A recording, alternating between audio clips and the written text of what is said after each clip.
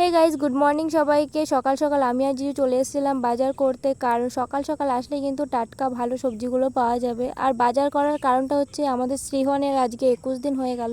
ভিডিওটা কিন্তু 13ই আগস্টে করা। আমি ভিডিওটা পোস্ট করিনি, একটু লেট হলো পোস্ট করতে। তারপর দেখো আমাদের বাজার করা হয়ে গেছে আর আমরা বাড়িতে চলে আসছি। তো বাড়িতে এসেই দেখছি নাপিত দাদুটা কিন্তু চলে এসেছিল আর যা নিয়ম আছে ওইগুলো করছিল, নখ খুঁটে দেওয়া, তারপরে তেল ফেল দিয়ে দেওয়া বাচ্চাটাকে, ওইগুলো করছিল। আর আমি একটু ভিডিও করে নিচ্ছিলাম, কারণ দিনগুলো ফিরে না আসলেও কিন্তু স্মৃতিগুলো রয়ে যাবে ভিডিওর মাধ্যমে, তাই ভিডিও ফটো তুলে নিয়ে রেখেছি। আর দিদি নাপিত দাদুটাকে বলছে আর তেল দিও না, একটু তেল বেশি পড়ে গেছিলো মাথায়, তাই জন্য বলছে। আর দেখো মা দিদি গায়ে হলুদ বাটা ওইসব মাখিয়ে দিচ্ছিল।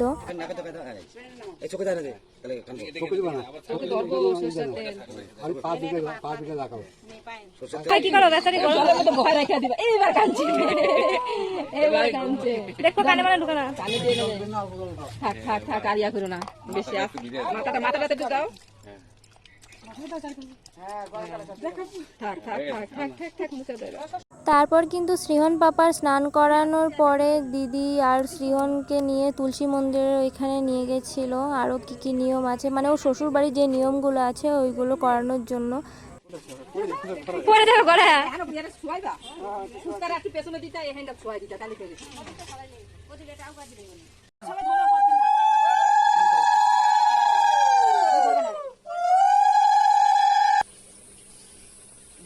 মায়া আছে আমার মায়া নেই। নাও নাও ইয়ে চুর হলো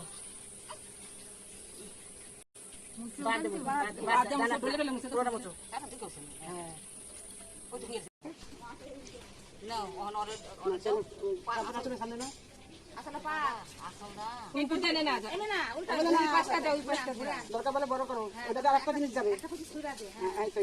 ভাইরা না না বাংলা দিছি হবে হবে।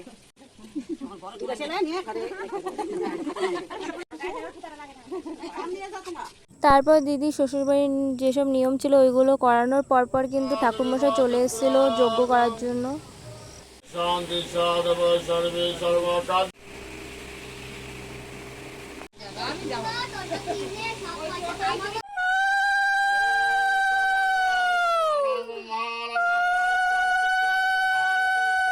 নমঃ বিষ্ণু নমঃ বিষ্ণু নমঃ শ্রী মাধব নমঃ শ্রী মাধব বাসি মাধব।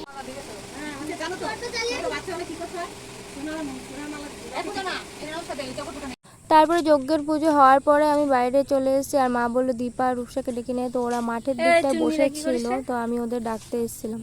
আর বাড়ি এসে শিবানীর কাণ্ড দেখে সবাই হাসছি। এটা হচ্ছে আমার দিদির কুট্টি ননদ, হচ্ছে একদম পুচকে একটা ননদ, দিদির কাকি শাশুড়ির মেয়ে। ও কার একটা জুতো পরে হাঁটছিল, তো আমি সেটা দেখে হাসছিলাম আর ভিডিও করছিলাম। তো ভিডিওটা এই পর্যন্ত, ভালো লাগলে অবশ্যই লাইক কমেন্ট করে পাশে থেকো। টাটা, দেখা হচ্ছে নেক্সট ভিডিওতে।